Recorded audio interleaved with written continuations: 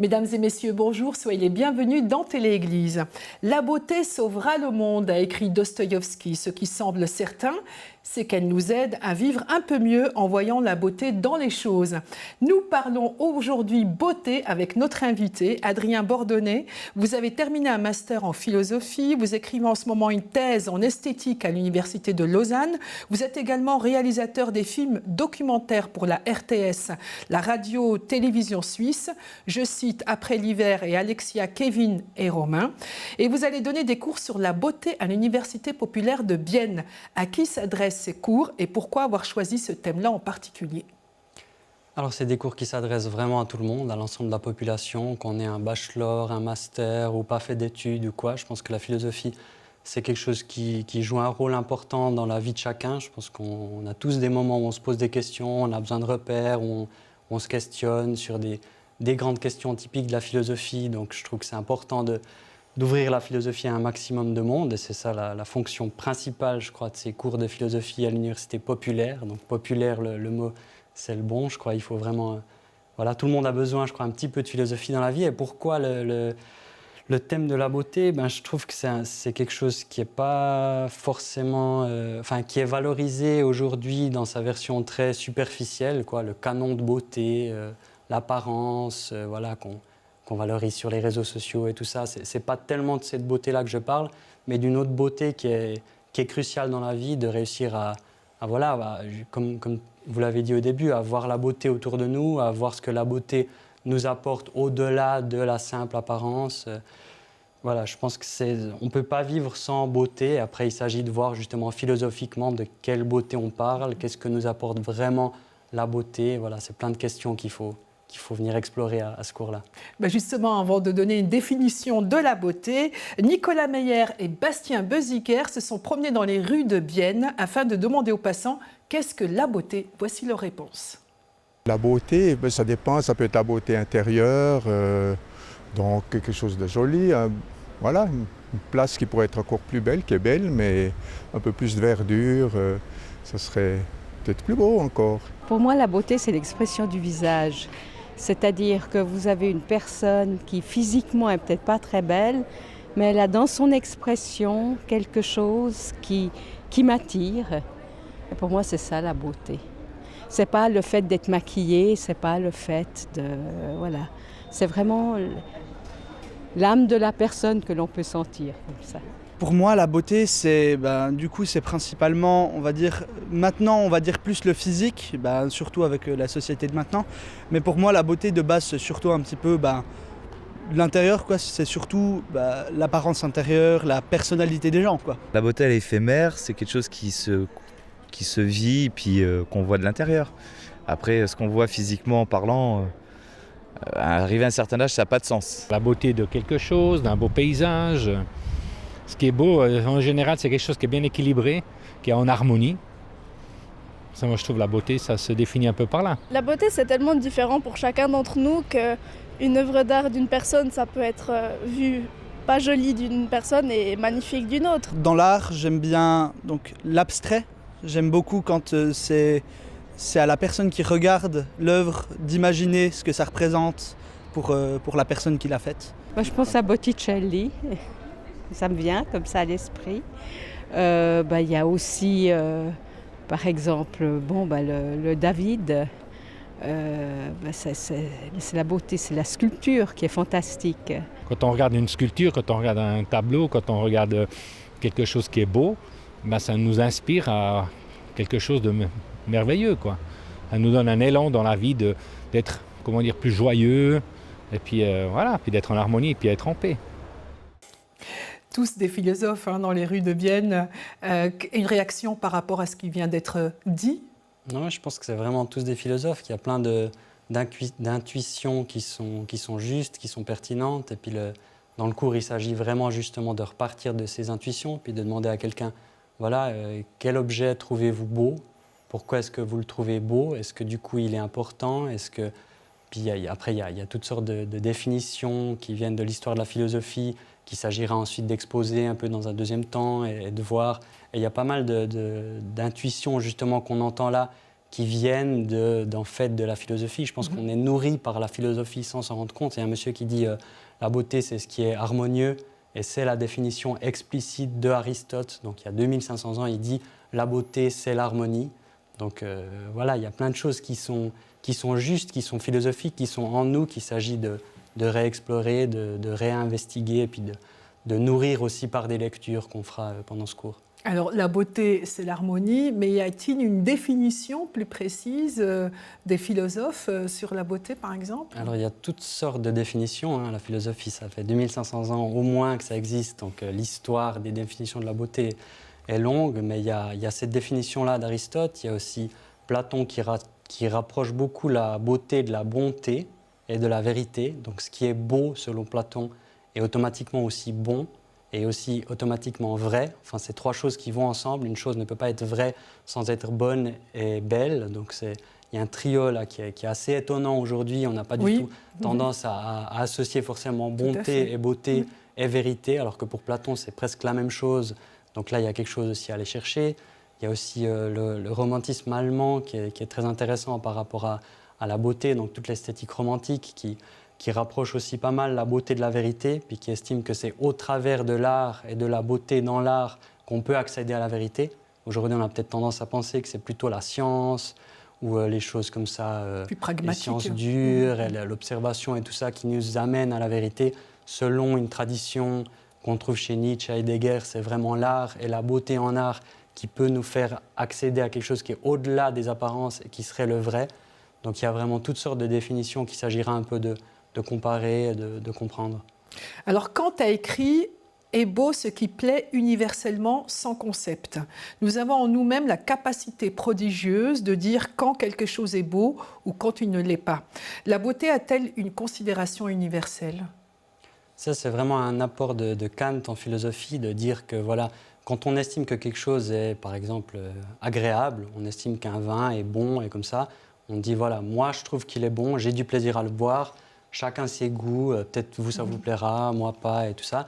Et il dit voilà, dans la beauté c'est un stade au-dessus, on n'estime pas que juste ça me plaît, je trouve ça bon, on se dit c'est tellement évident que c'est beau, que c'est bon, que ça doit être le cas pour tout le monde en fait. Il y a cette espèce d'idée que la beauté c'est quelque chose où c'est pas chacun qui donne sa propre définition de ce qui est beau, mais qu'il y a quelque chose de solide, il y a quelque chose qui est là, qui est effectivement beau et auquel chacun peut accéder ou pas. D'où l'idée de quête, de beauté, d'aller rechercher quelque chose qui, au fond, est vraiment beau, quoi. Alors, il y a aussi l'inverse. Chacun peut parler de la beauté sans savoir ce qu'elle est exactement, parce qu'elle est quand même difficile à cerner. Bien sûr, ouais, je pense qu'il faut distinguer la manière dont on parle aussi tous les jours des choses. On emploie le mot beau, bon pour qualifier un peu n'importe quoi. C'est normal, c'est la manière qu'on a habituellement de parler. Mais la philosophie, elle consiste vraiment à s'arrêter sur ces mots, puis à prendre le temps, quoi, de se dire, bon, mais qu'est-ce qui veut dire au fond ce mot? Est-ce qu'il n'y a pas quelque chose de tangible, de solide qui est là derrière, qui est au-delà de la manière habituelle qu'on a de parler tous les jours, qui se cache un peu derrière ce mot, qui se cache aussi souvent dans l'histoire de ce mot? Donc je pense qu'il faut les deux, il faut des concepts qu'on emploie comme ça de manière habituelle, et puis il faut aussi peut-être aller se poser parfois la question typique de la philosophie qui est qu'est-ce que c'est la beauté? Se poser les questions. Vous en convenez, il y a une impossibilité d'une définition de la beauté faute de caractère stable. Est-ce que celle-ci est dans l'œil du regardeur, de celui qui voit en fait? Est-ce que ce n'est pas le fait de regarder quelque chose qui fait que nous, on estime qu'elle est belle ou pas? En tout cas, je pense qu'il n'y a pas des objets qui sont beaux sous la forme de quelque chose comme une dictature, quoi. Tel corps est beau, tout le monde est d'accord qu'il est beau. Je pense que ça, c'est une espèce de dictature de l'apparence, de la beauté, qui est plus ou moins là. On entend dans le sondage, néanmoins, que les gens sont assez critiques aussi par rapport à cette idée-là. Donc, les gens ne sont pas... Et qu'est-ce que vous en pensez, vous, le philosophe? Moi, je pense que ce qui m'intéresse dans la beauté, c'est l'idée qu'elle peut faire bouger les gens, quoi. La beauté, ce n'est pas quelque chose qui est tout simplement beau, c'est quelque chose qui attire. C'est quelque chose, on a envie d'en savoir plus, on a envie de s'approcher de ce qui est beau, on a envie de le comprendre, on a envie de... Il y a un phénomène d'attirance que je trouve très, très intéressant dans la beauté. Ce n'est pas quelque chose qui est, c'est quelque chose qui fait bouger, j'ai l'impression.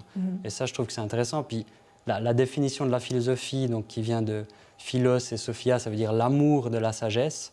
Ben, c'est aussi cette idée qu'il y a un désir, qu'il y a un mouvement vers la sagesse qui se retrouve aussi dans l'idée de beauté. J'espère que je ne vais pas trop loin là. Non, c'est très bien. Dans mes analyses. Et alors, on voit aussi que la beauté change selon les époques. Ce qui est peut-être beau actuellement ne l'était peut-être pas avant. Comment on explique aussi ces changements en lien avec la beauté? Est-ce qu'elle est changeante à travers des siècles? On peut dire ça comme ça?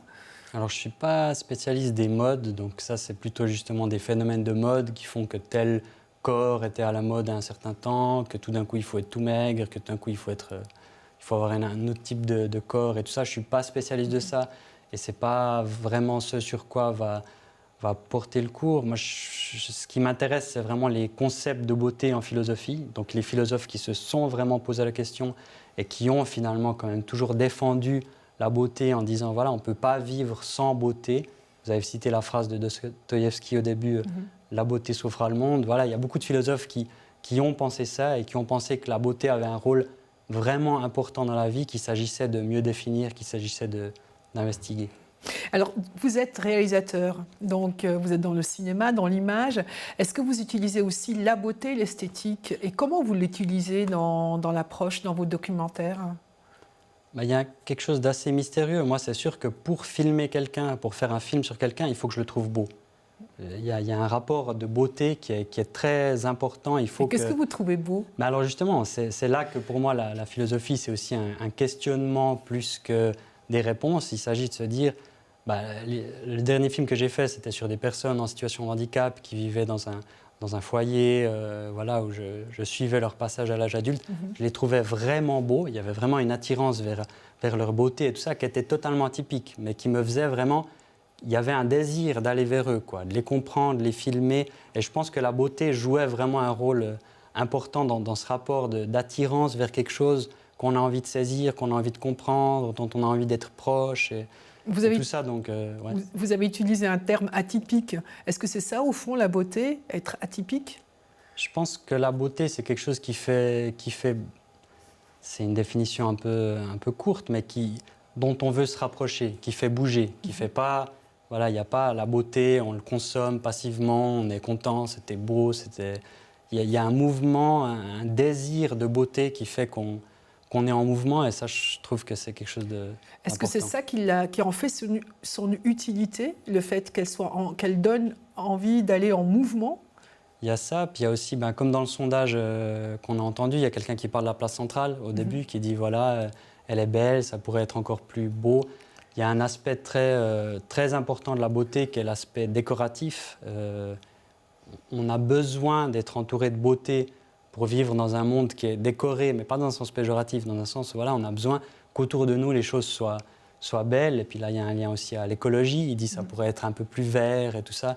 Et voilà, la nature regorge de formes belles, de beauté. Je pense qu'on a besoin aussi de vivre dans un cadre qui est agréable, qui est beau. Je pense que là, il y a aussi quelque chose de très important dont on se rend de plus en plus compte aujourd'hui. Dans vos cours, vous allez parler de ce que nous apporte la beauté, justement. C'est aussi quoi, ou juste une forme de grâce, une forme de... On va avoir vraiment plusieurs définitions de la beauté. On va parler de la beauté chez plusieurs philosophes, donc il y aura plusieurs manières différentes.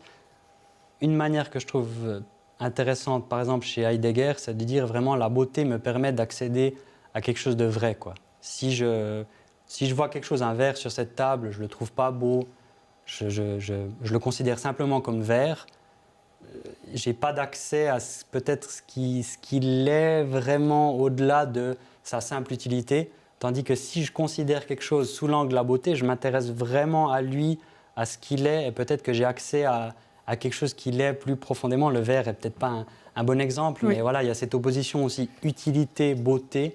Quelque chose qui est beau, ce n'est pas quelque chose qu'on utilise, qu'on mange, qu'on jette, dont on a besoin. Et voilà, c'est quelque chose qui est là et qui nous attire. Alors, je pense que vous avez beaucoup donné à voir. Vous nous avez donné beaucoup de pistes sur cette thématique-là. Et une dernière question. Vous êtes réalisateur de documentaires, comme je l'ai dit auparavant. Et votre dernier film, Plus chaud que le climat, sera bientôt visible. Mais avant de nous dire quand et où, je propose de voir la bande-annonce.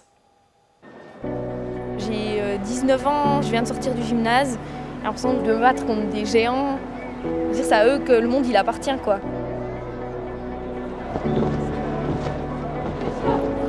Mais au fond, le monde il appartient aussi à moi et à nous, et c'est ça que je trouve complètement injuste.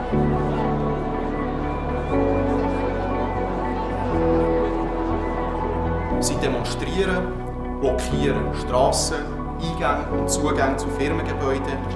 Ich habe fast das Gefühl, der Zweck heiligt die Mittel. Das Klima an sich macht mir nicht Angst. Was mir mehr Angst macht, ist Politik. Was Politik momentan macht, dass man eben nichts dagegen macht. Tant que le problème ne sera pas pris en charge, il y aura des gens pour demander qu'il soit pris en charge, parce que c'est tellement fondamental pour notre avenir que si on fait rien, on est foutu.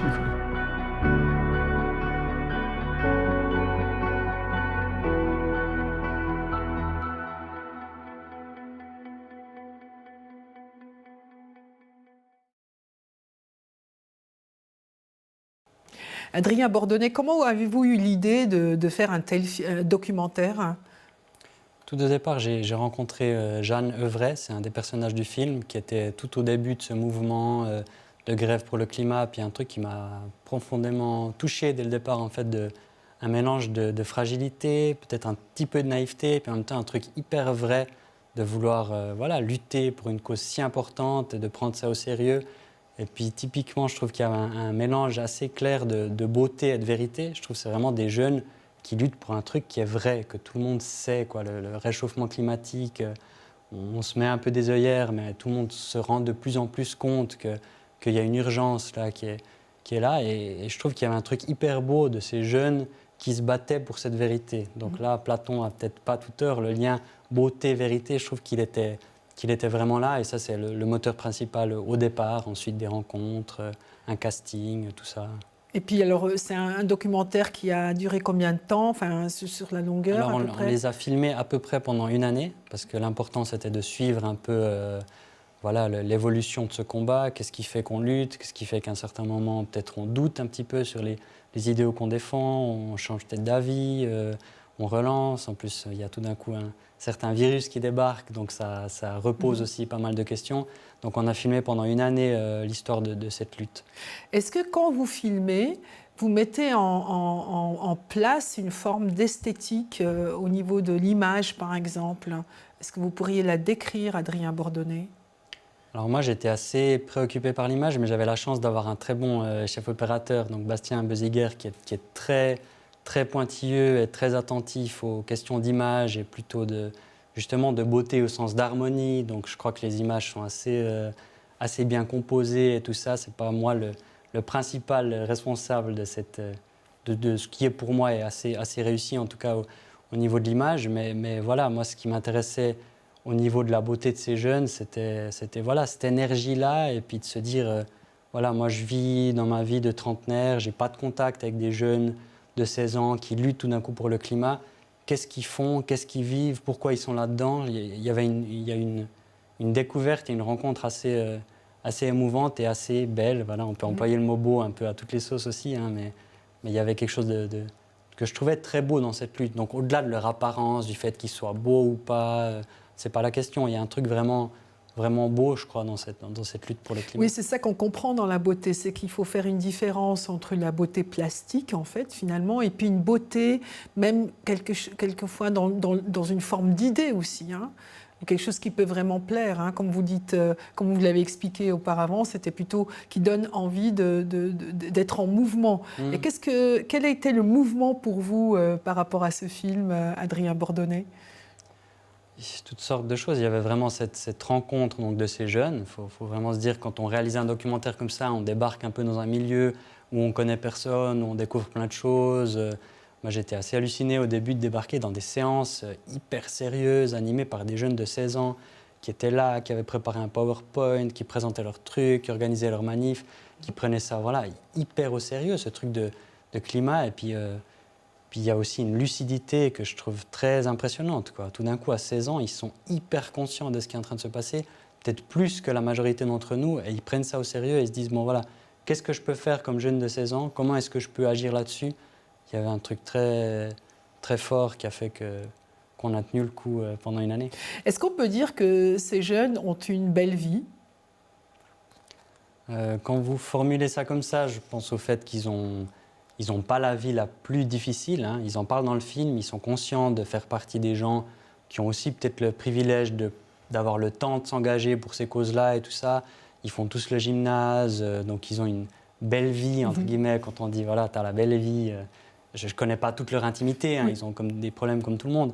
Mais voilà, et sinon, ils ont une belle vie dans le sens aussi qui est celui de Michel Foucault, parce que Michel Foucault, il invente l'expression de dire « faire de sa vie une œuvre d'art ». Donc c'est vraiment cette idée de mener une vie belle, quoi. D'essayer d'avoir une vie belle. C'est un lien cette fois entre esthétique et éthique. Mener une vie belle, ça veut dire aussi mener une vie bonne. C'est une expression que je trouve qui me plaît pas mal, essayer d'avoir une belle vie, mener une vie belle. Où est-ce qu'on peut voir ce documentaire ? Alors le 20 septembre, l'information officielle depuis aujourd'hui, il passera au FFFH, au Festival du film français d'Helvétie. Je crois que c'est à 11h au Rex. Donc le 20 septembre, au Rex 1, je crois même. Donc il y aura de la place, donc venez nombreux. Voilà. Merci Adrien Bordonnet d'avoir participé à notre discussion d'aujourd'hui. Nous arrivons au terme de notre émission. Merci d'être resté avec nous. À tout bientôt dans Télé-Église.